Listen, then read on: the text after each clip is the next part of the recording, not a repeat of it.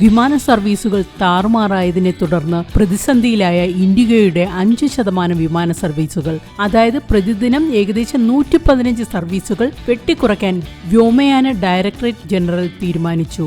December 1 മുതൽ ഇൻഡിഗോയുടെ സർവീസുകളിൽ തുടർച്ചയായി തടസ്സങ്ങൾ നേരിടുന്ന സാഹചര്യത്തിലാണ് നടപടി. തിരക്കേറിയതും കൂടുതൽ സർവീസുകൾ ഉള്ളതുമായ റൂട്ടുകളിലെ വിമാനങ്ങളാണ് പ്രധാനമായും വെട്ടിക്കുറയ്ക്കുന്നത്.